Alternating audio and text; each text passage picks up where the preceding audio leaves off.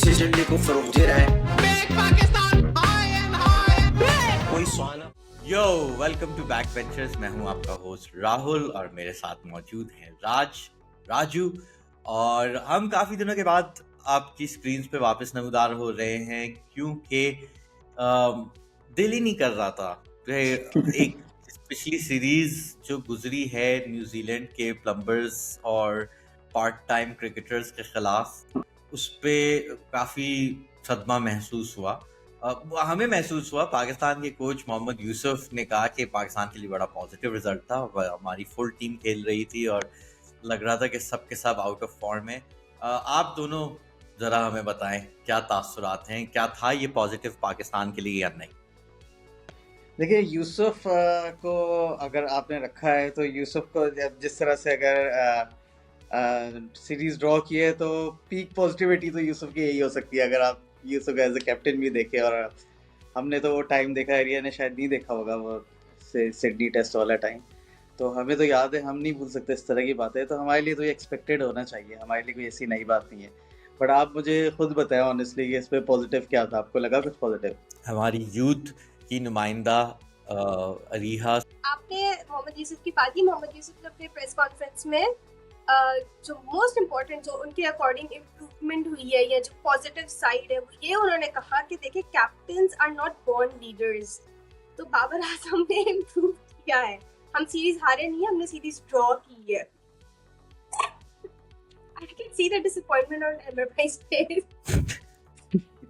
I feel मुझे अब तो समझ भी नहीं आता है ना कि हम लोग किस चीज़ पे हम बात कर रहे हैं, क्योंकि पीछे से भी वो अभी जो नई किट आई है पाकिस्तान, एक तो वही किसी ने यही ट्वीट किया था कि भाई इतनी सादा किट है, तो किसी ने कहा हाँ पे तो टीम भी कौन सी तुम्हारी टीम है। और उसके अलावा फिर एक तस्वीर आई जिसपे वो हंस रहे हैं, तो वो हमारे एक सीनियर सहाफ़ी ने बोला है कि भाई देखें अब ऐसे ही जब जहता रहेंगे तो फिर वो होगा, वरना हम लोग हार जाएंगे। जैसे कि आई डोंट अंडरस्टैंड, मतलब कि वो लगता है क्रिकेट में चौके छक्के विकेटें काउंट नहीं करती हैं, बस यही है कि वो एक दूसरे के साथ हंस खेल रहे हो तो टीमें जीत जाती हैं। तो देखिए ना, आपको ये भी पता है कि ये जब शो स्टार्ट हुआ था तो इस शो का जो थॉट प्रोसेस था उसमें ये भी था कि यहाँ पे हम एक एंटी होलसम माफिया यहाँ पे क्रिएट करेंगे, और हमारी एक जंग फिर शुरू हुई थी वहाँ पे। तो अब आपने देखा होगा कि ये कितना ज़्यादा आपको भी हर किसी को दिखना शुरू हो गया। हम लोग, मेरे ख्याल से कि अभी हमारे इतने फॉलोअर्स ये, लेकिन जितने हैं उनको एटलीस्ट हम नोटिस में तो लेकर आए उनको कि ये एक मसला है।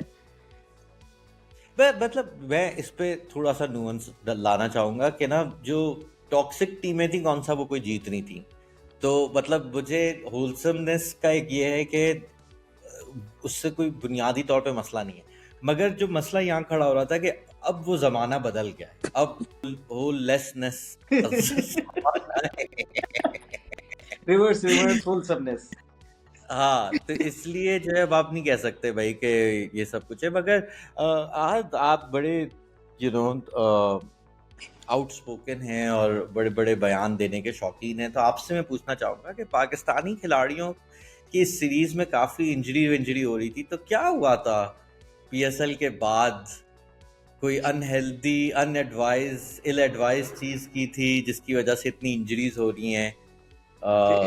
एडवाइस चीज तो एक ही थी जो आपने देखा था, पहाड़ों पे हाँ, पत्थर उठा के अगर भागेंगे प्लेयर्स तो आपको पता है कि ये कहीं ना कहीं इस तरह की तो कोई चीज होगी। मजा आ रहा है? नहीं, बिल्कुल। क्यों कर रहे थे प्लेयर दिए? कौन करा रहा था उन्हें? आप फिर अब देखिए, आपने आउटस्पोकन वाली अगर बात की है तो फिर यहाँ पे ये ना हो कि ये मुझे भी घर के बाहर, आपको पता है कि यहाँ आप होलसम हो गए हैं?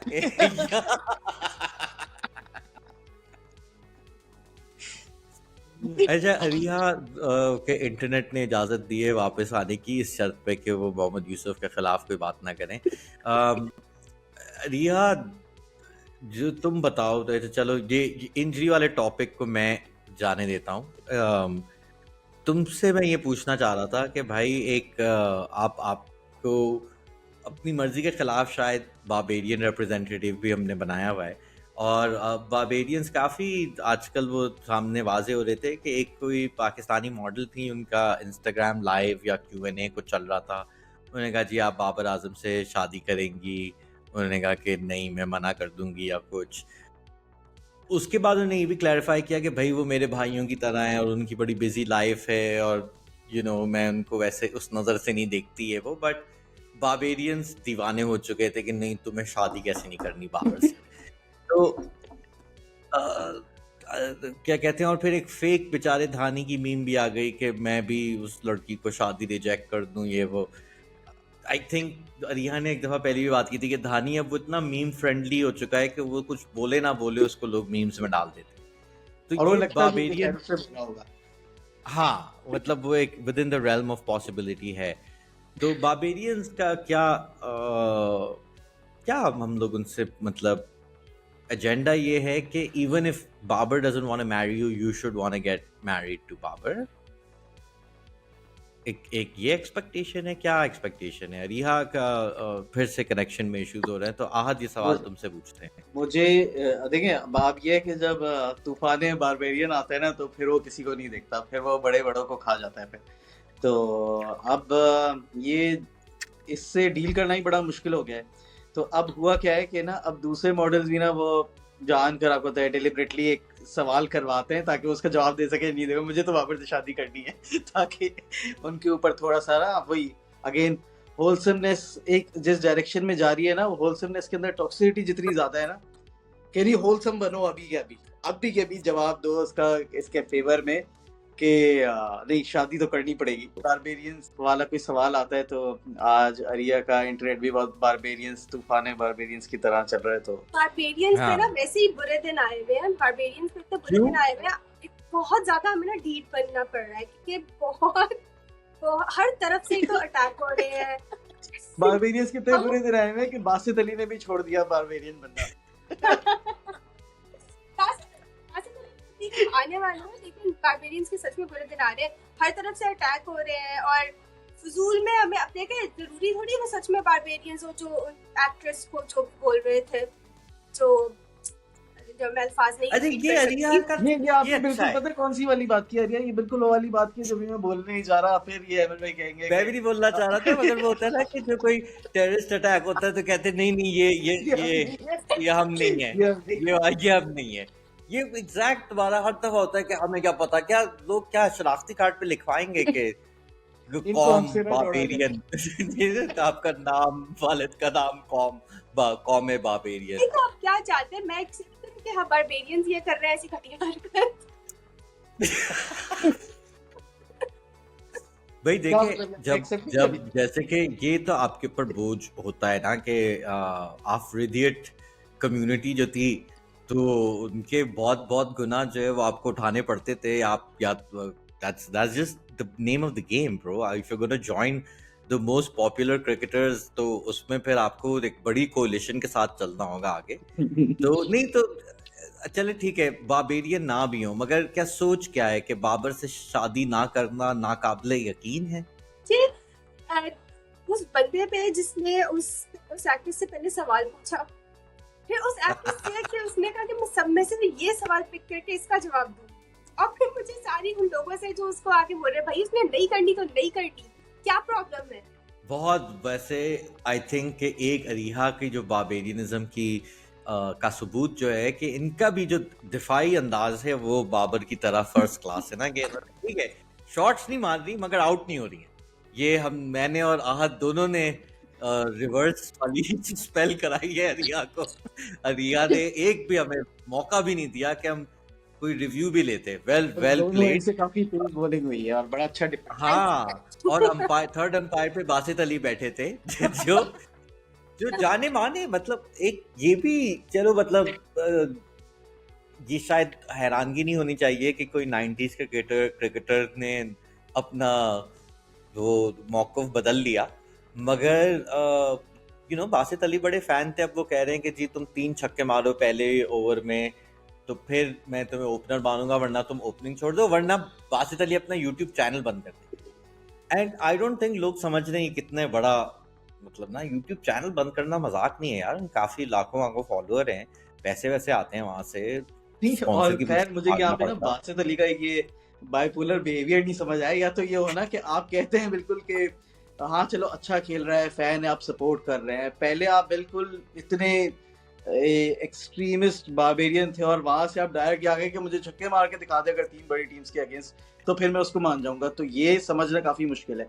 अब हमें आगे देखना ये है कि वो दौर कैसा होगा जब मोहम्मद यूसुफ अपना बार्बेरियनिज्म छोड़ेंगे। वो दिन देखने वाला होगा। मोहम्मद यूसुफ, मगर क्या मतलब वही होता है, क्योंकि कंप्लेन्स ही यही होती है कि मेरी कंप्लेन्स कोई नहीं सुन रहा है, तो उनका मुझे इतना वो नहीं है। बट एक और पाकिस्तान क्रिकेट के शायद सबसे नामवर विलन, जो फिल्मों में भी अगर वो विलन होते हैं ना, कुछ होते हैं थोड़े कॉमेडिक विलन के आपको उनके ऊपर हंसी आ रही होती है, और कुछ होते हैं कि बिल्कुल ईवल जिनसे आपको डर लग रहा होता है। डॉक्टर सुहेल एक मिक्स थे इन दोनों करीब विलन थे, जिससे हंसी भी आ रही है और उनसे शदीद डर भी लग रहा है कि उन्होंने कितने पाकिस्तानी खिलाड़ियों को माजूर छोड़ा। और कि ना ही सिर्फ मतलब एक वो होता है ना कि जैसे आप डोनाल्ड ग्लवर है कि वो चाइल्डिश गैम्बिनो की तरह रैप भी कर रहा है और वो अटलांटा टीवी सीरीज भी निकाल रहा है, तो डॉक्टर सुहेल ने भी कि मतलब एक तरफ क्रिकेटर्स की गलत रिहैब और मिस्त्री बुलवा के उसका सर्जरी करवा दी, एक तरफ उन्होंने वो सब भी किया, और एक तरफ इससे पहले ये कोविड प्रोटोकॉल्स भी तबाह करने में जिम्मेदार थे। तो मुख्तलिफ जॉनरास में इतनी उनकी जरूरत थी। और सबसे खूबसूरत बात ये थी कि पीसीबी ने जब मतलब एक लंबा सा प्रेस रिलीज निकाला, उसमें कहा कि जी एहसानुल्लाह को उन्होंने उसका हाथ काट दिया और उसको जो है कसाई के पास भेज दिया और फलाना किया ढिमकाना किया, ये हुआ वो हुआ, जिसमें मतलब कि ये ऐसे लिखा है कि जैसे उसके साथ हुआ, मतलब है कि बैठे बैठे हो रहा था। और फिर एक पैराग्राफ आता है, मीनवाइल डॉक्टर सुहेल हैज रिजाइन्ड। अरे भाई तुम्हारे ख्याल अच्छा, मजे की बात ये देखें कि ना हमने, आपको याद होगा पहले भी पीसीबी में बात की थी कि पिछले शोज में हमने बात की थी कि पीसीबी का स्ट्रक्चर काम कैसे करता है। आप भी बड़ा क्लोजली काम कर चुके हैं, मैं भी काफी क्लोजली काम कर चुका हूँ, तो हमें ये पता है कि हमने पिछले शो में भी ये बात स्टेब्लिश कर ली थी कि वो 5 लोगों का सर्कल है, वही घूम के आते हैं और वो एक रोटेशन पॉलिसी है या क्या है। अब एक बंदे को अगर किसी वजह से रिजाइन करना पड़ा था, जो आपने बताया था कोविड प्रोटोकॉल्स फॉलो नहीं हुए थे, जिसकी वजह से रिजाइन करना पड़ा था, उसके 20 वाले एपिसोड के वो बंदा आया कैसे दोबारा? अब वो दोबारा आया वो बंदा, फिर एक और एपिसोड हुआ, अब फिर वो चला गया। अब आप देख ले, अभी हम जब कोई तीसरा शो कर रहे होंगे इस एपिसोड के बाद, तो शायद डॉक्टर सुहेल फिर से पीसीबी में हो। नहीं, और डॉक्टर सुहेल ना ही सिर्फ वापस आए, डॉक्टर सुहेल की मतलब ग्रेटेस्ट हिट्स भी आप देखेंगे कितने कितने उन्होंने करियर तबाह किए हैं। ऐसे मतलब ना कि 10-12 साल से वो ये करते आ रहे हैं, ऐसा नहीं था कि ये एहसानुल्लाह उनके पहले विक्टिम थे। और इस इनफैक्ट इस भी रिपोर्ट में आई थिंक 2 और खिलाड़ियों के साथ भी जिनका नाम है जिनके साथ उन्होंने कुछ किया था, तो इवन मतलब नसीम शाह की जो थी लास्ट ईयर, जो नसीम शाह जब आई थिंक एशिया कप में इंजर हुए थे, उसको पता नहीं क्या हुआ था, जो वर्ल्ड कप में नहीं जा सके थे। सो डॉक्टर सुहेल के काफी मतलब बॉडी काउंट्स हैं। बॉडी काउंट बिल्कुल, आई थिंक बिल्कुल सही लफ्ज इस्तेमाल किया है रिहा ने, यूथ की रिप्रेजेंटेटिव। बॉडी काउंट बहुत आया था। और reason of resignation, higher body count. Doctor Suhail imagine कर सकते हैं, ये तो चलो क्रिकेट है, अगर फुटबॉल में डॉक्टर सुहेल होता है, डॉक्टर किसी क्लब के, मैनचेस्टर यूनाइटेड के अगर वो होते हैं, सामने से आपको 4 गोल पड़ रहे हैं और 4 की सर्जरी हो रही है क्योंकि उनको लात पे लात पड़ गई। नहीं, ये डॉक्टर सुहेल को पेप गार्डियोला के खिलाफ ही खड़ा करते हैं कि भाई तू इसको हरा के दिखा, तू बड़ा शांटू बनता है ना, तू डॉक्टर सुहेल को हरा के दिखा, पेप भी छोड़ देगा फुटबॉल, कहेगा ये मेरे बस की बात नहीं थी। एक और बॉडी काउंट इंक्रीज हो जाएगा।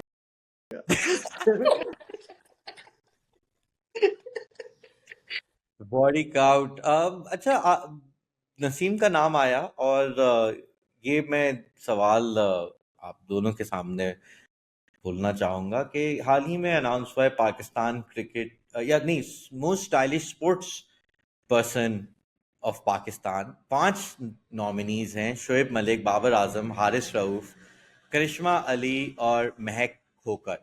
अच्छा, अब ये एक अलग बात है कि महक खोकर की जो इसमें इन्होंने तस्वीरी लगाई है, वो ही उसका स्टाइल आई थिंक बाकी सबकी पीक से हायर है, तो अगर मतलब मेरे ख्याल में तो वैसे ही जीत चुकी है। मगर हारिस रऊफ और बाबर आजम इसका हिस्सा हैं, जो मेरी नज़र में, ठीक है, आपने लाहौर के अगर दो एक्सट्रीम्स लें कि एक जो है वो नहर पे वीलियां मारता हुआ जो फिर रहा है हारिस रऊफ टाइप, और एक जो आप मतलब अपनी यू नो लड़की के वालदैन से मिलवाने जाएंगे कि ये देखें कितना शरीफ पोलो शर्ट में लड़का है, तो ठीक है, मे भी आपने दो एक्सट्रीम ले लिए, बट इस लिस्ट में नसीम नहीं है।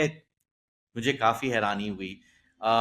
Anyone that like who is agreeing with this list? हाँ, आई थिंक ये एरिया से स्टार्ट करें बिल्कुल, क्योंकि यहाँ पे जो बारबेरियन एजेंडा पता नहीं किस तरह से चला है, ये तो मुझे भी समझ में नहीं आया कि यहाँ पे ये किस तरह से बनता, तो आई थिंक एरिया ज्यादा बेहतर तरीके से एक्सप्लेन कर सकती है। हमें अपनी दोबारा से फास्ट बॉलिंग स्टार्ट करनी पड़ेगी और एरिया का डिफेंस शुरू होता है। हाँ, अरिया, ये लेट जो ओल्ड बॉल के साथ एक और स्पेल आपको फेस करना है। देखिए, जो बेसिक लगे, जो टम्बलर जैसा लगे, जो पिंटरेस्ट से आप कैजुअली कोई भी आउटफिट बना के निकाल सकते हैं, वो तो सबको ही कर लेना, उसमें फैशन कहाँ से आया? जो बिल्कुल ऑड हो, ऑड वन आउट, वो फैशन होता है, वो ट्रेंड सेटर होता है। सो आई थिंक फिर तो बाबर ही होना चाहिए, बिकॉज नो वन आजकल इज वेयरिंग दोस पतली पतली जीन्स और वो बहुत ज्यादा ग्राफिक शर्ट। सो किसी ट्रेंड सेटर तो वही है। ओके, काफी काफी नया एंगल बुलाएं, क्योंकि मुझे था कि ठीक है, मुझे एक तरीके से समझ आ रहा है, शरीफ वाली वो लुक है, बट उसमें शोएब मलिक भी काफी अरसे से उस नीश को बेचने की कोशिश कर रहे थे। बट खैर, मतलब मेरा पर्सनल ओपिनियन यही था कि महक होकर को मिलना चाहिए, उनका स्टाइल बाकी सबसे काफी आगे था, but Naseem Shah I think is a big glaring miss in the nominations. क्यों हाँ, मैं भी आहत? बिल्कुल एग्री करता हूँ कि नसीम को बिल्कुल होना चाहिए था। इनफैक्ट हम काफी टाइम से ही बात कर रहे थे कि नसीम शाह में एग्जैक्टली वही लुक है जो हम ये चाह रहे थे कि एक पाकिस्तान क्रिकेट का जो फेस होना चाहिए, जो एक ब्रांड होना चाहिए, वो चीज उसमें थी। और फिर वो फास्ट बॉलर होना, एग्रेसिव फास्ट बॉलर होना। बेशक बेशक। खैर, ये चुटकुलियां थी इस हफ्ते की। आपको पता है जैसे कि हाल ही में पाकिस्तान वुमेन्स टीम ने वेस्ट इंडीज की टीम ने यहाँ दौरा किया, और उस दौरे से कुछ ही दिन पहले दो लेजेंडरी खिलाड़ी जवेरिया खान और बिस्मा मारूफ ने अपनी बैन अवी क्रिकेट से रिटायरमेंट ली। तो इन सारे मौजू पे बात करने के लिए हमने एक स्पेशल गेस्ट को आज दावत दी है। तो अब हमारे साथ प्रोग्राम पे शामिल हो रही हैं ईमान @xharry। I don't know what that means, हम अभी इनसे पूछेंगे। ईमान क्रिकेट पे लिखती भी रही है, पॉडकास्ट भी करती रही हैं। पिछला जो पीएसएल फाइनल हुआ था उस पे दोनों टीम्स को सपोर्ट करते हुए ये लोटा फैन भी दिखाई गई थी। तो इनका काफ़ी एक्सटेंसिव तजुर्बा है पाकिस्तानी फैंडम में। और ईमान से हम लोग बात करना चाह रहे थे about like a bunch of big retirements in the women's team, as well as एक सीरीज अभी खत्म हुई है, एक सीरीज अभी शुरू होने वाली है। But first up, Iman, like आप हमें किस जिम से ज्वाइन कर रही हैं? पीछे आपने सारा इक्विपमेंट अपना लगाया हुआ है। I'm joining you from my room.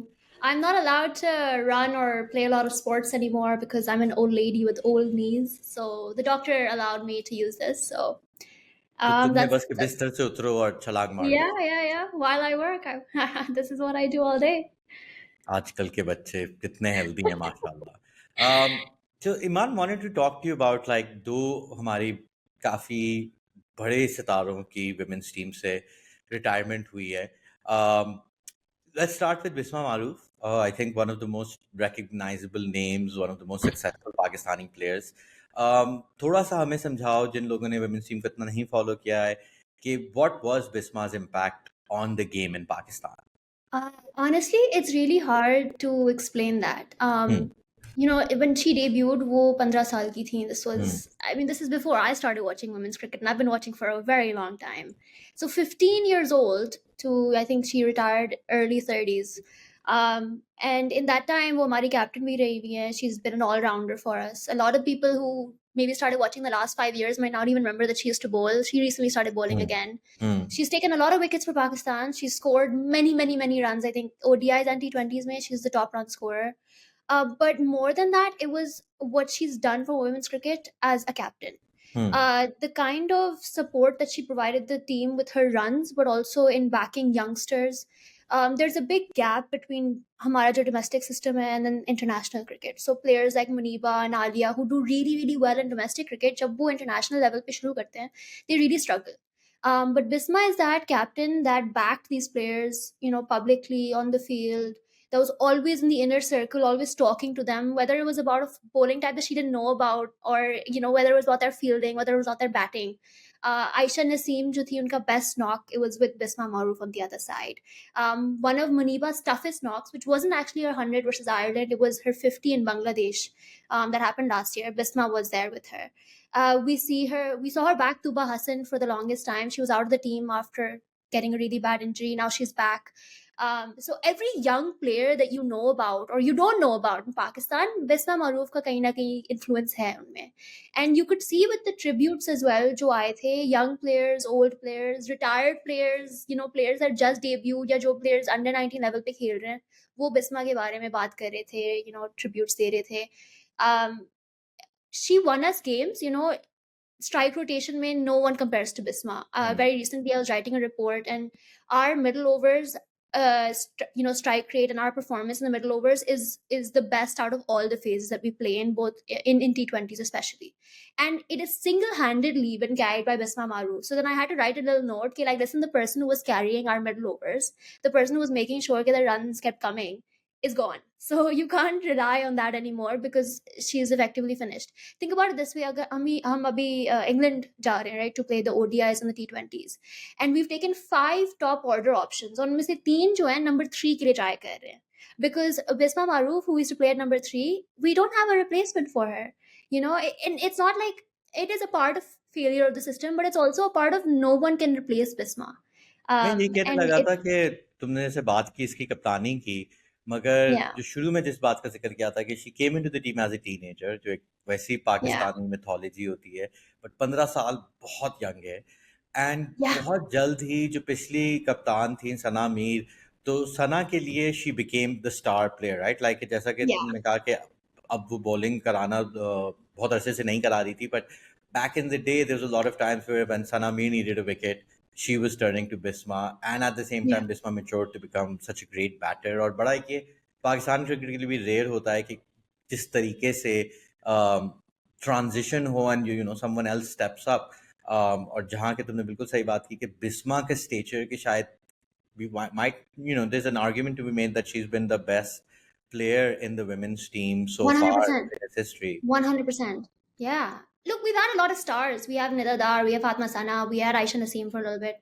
Magar, no one is going to have the impact that Bisma Maroof had. No one is going to have the longevity that she had. It's unprecedented. It does not happen. And in terms of the kind of criticism that she got off field, I mean, for men's cricket fans, unko shayad samajh aaya, you compare her to Misbah ul Haq. Score the hard runs, magar also cop a lot of the criticism and the media. And the tough thing about women's cricket is you lose a lot more than what you win. And Bisma was there when you were losing, when you were winning. She had a major role to play in most of our wins. I hate win by the stats, magar, obviously because she was our best player, she also had the most runs when we were winning. She also had the most runs when we weren't doing so well, but that's just because she was always scoring the runs. That's what she was doing. So yeah, and people talk a lot about her influence with having, baby Fatma and then coming back. And that's massive. Not only did she come back, she took back captaincy, and very recently we found out through an interview that she didn't even want it. But she took Right. it because that's what Bisma did. She knew the team needed it, and she was like, yeah, I'll do it again. And she did it again. She captained us to another World Cup, another Asia Cup. And yeah, she's just, I mean, there's never going to be anyone like her. तो एक मसला जो होता है golden generation का एक किस्म से कि अभी जो काफ़ी अरसे से पाकिस्तान वुमेन्स टीम में 3-4 आपने जैसे कि नाम लिया, काफ़ी सारी खिलाड़ी थी जिन्होंने बहुत अच्छी कारकर्दगी की, जिन्होंने काफ़ी अरसा तक टीम में खेली. Another cricketer who had a 15-year long career, Javeria Khan, also announced her retirement just around, a little bit before Bisma. तो जवेरिया के भी इम्पैक्ट पर अगर थोड़ा सा हम बात करें और फिर आगे चलते हैं कि इन दोनों प्लेयर्स के बगैर ये जो एक सीरीज खेली और जो अगली खेलेंगे उसका क्या इम्पैक्ट रहा है. So talk to us about Javeria पे. Javeria also debuted quite early. I think a lot of women's cricketers just debut early. That's how it goes. You Yeah. start early, you end relatively early as well. She had a bit of an up and down kind of career in the beginning. She started off as a bowler. She got banned because her action was suspicious. And then Sana Mir, according to Javeria, effectively saved her career. She was like, you have to come back to the team. Come back as a batter if you must, but come back. And so Javeria was not a batter. She learned to be a batter. She trained with her brother. And then she, again, I think 2016, May, she got ruled out of the World Cup that was coming up. And then the match that she was ruled out, and we ended up losing it by 4 runs. And listen, if you watch that match, people should go back and watch it. I don't think you can because women's cricket isn't recorded, but go check ESPN Cricket for at the very least. And you will realize that if Javeri had played that match, we would have won that match. Okay, she struggled in the 2017 World Cup, and then. But the thing about Javeria is she started off as a bowler, she became a batter, and then she ended as Pakistan's best batter, if one of Pakistan's best. Yeah. You can't call her Pakistan's best because Bisma Maroof exists. But if Bisma Maroof didn't exist, Javeria would 100% be our best batter ever. Every list that Bisma tops, Javeria second. If you look at like almost has 5,000 runs. ये as you said कि मतलब that's somebody जो शुरू में batter नहीं थी और उन्होंने फिर अपना गेम बदला. वेस्ट इंडीज के खिलाफ जो अभी सीरीज गई है, what was your takeaway from the result? I thought the turnout for the T20s was quite decent, to be honest, especially for the ones that were close to the weekend. I think the funny thing about women's cricket in Pakistan is वो कहते हैं कि कोई देखने नहीं आता मगर फिर वो weekday matches schedule करते हैं. And it's like, who's gonna come watch on a weekday? And also 9:30, 11:30 in the morning को आप ODI खिलवा रहे हैं. I mean, I wouldn't do that for... maybe I would do that for a World Cup, but I would only do that for a World Cup. You know what I mean? Karachi की गर्मी में लड़कियों को खिला भी रहे हैं and then कह रहे हैं कि fans नहीं आ रहे. But anyways, I don't know about the experience, to be honest, personally, but what I think happened in the West Indies series was पिछले साल वाली जो हमारी South Africa वाली series थी, it happened in the exact same stadium. The difference was that pitch was flat. Those conditions are good for batting. Our bowlers are good at batting. Our batters are good at batting. Our bowlers, incidentally, are also good at batting. Tuba and Fatma are now really emerging. But when we put this team in tougher, slower conditions like they were in the Asian Games last year, या Bangladesh series last year, वो struggle करते हैं. Our bowlers obviously benefit from that because हमारे spin heavy attack है. मगर the West Indies team जो Caribbean में खेल के आती हैं, they're more familiar with these conditions. So what incidentally happened was जो home conditions हमारी team को मिली, they were more suiting the away team than our team. So it was honestly, there's a lot of reasons why. I will not take away responsibility from the team. I think they could have performed a lot better. But one of the main reasons, in my opinion, and one of the reasons that I wasn't too concerned about the terrible, terrible scoreline at the end was that, chalo, theek hai, you've learned from this experience, now do better in these conditions next time. I think a lot of lessons are to be learned for the PCB as well, कि आप जब domestic tournament schedule कर रहे हैं, एक तो आप उनको enough exposure और opportunities दें domestic level पे, और फिर अगर दे रहे हैं तो सिमिलर कंडीशंस दें जो आप इंटरनेशनल सीरीज होम सीरीज में देंगे. So yeah, honestly, I thought the T20 series was a lot of bad luck. I thought that we are a team जो games finish करती आ रही हैं. We finished some really close games last year versus New Zealand, versus South Africa. And to not be able to do that versus the West Indies, which is obviously lower ranked than both the teams that we beat last year, is very painful. But you live and you learn. I think that England में जो conditions होंगे हमारी team के लिए, they're obviously going to be better for us. They're also going to be better for England because they're their home conditions. मगर I'm hoping a lot more runs and hopefully a lot more wickets for our pacers as well. So yeah.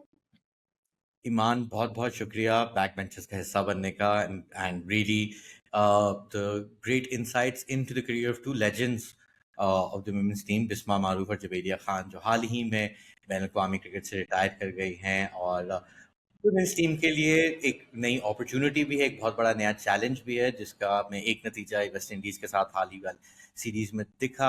आगे England के खिलाफ है, which is one of the best teams in the world. So hopefully we'll have Iman back to dissect that when it happens. And obviously Imad Wasim man of the match of world cup final होंगे तो उस वक्त भी हम ईमान को बुलाएंगे. बहुत बड़ी फैन है इमाद वसीम की. तो ईमान वसीम, सॉरी, ईमान एक्स हैरी, बहुत बहुत शुक्रिया आपका for joining us. Thank you so much for having me and have a good one. Thanks. Bye-bye. Bye.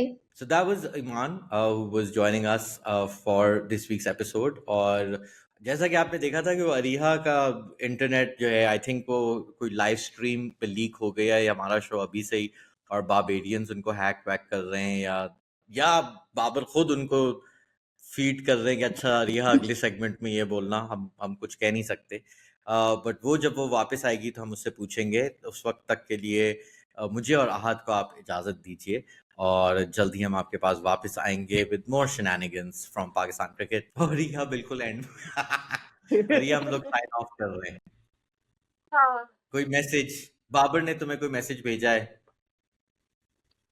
हाँ, उसने कहा है कि T20 वर्ल्ड कप के लिए हालात बहुत टाइट है, पीआर उठा के रखो। वो टेंशन ना लें भाई, टेंशन ना लें। पाकिस्तान कुछ ऐसा कर दिखाएगा जो सबको याद रहेगा। Whether that's good or bad, who knows? But okay, now we can sign off again from Emir, Ahad, Riha. Goodbye. See you soon. Generation of Pakistan is going to make Pakistan great. The sacrifice my own life for Pakistan. क्या कहा? My own life. सारे मिलके हमको पागल बना रहे। मेरी माँ प्यारी प्यारी बहनों, ये कौन इस एजेंडे को फरोग दे रहा है? Make Pakistan high and high and great. कोई स्वाना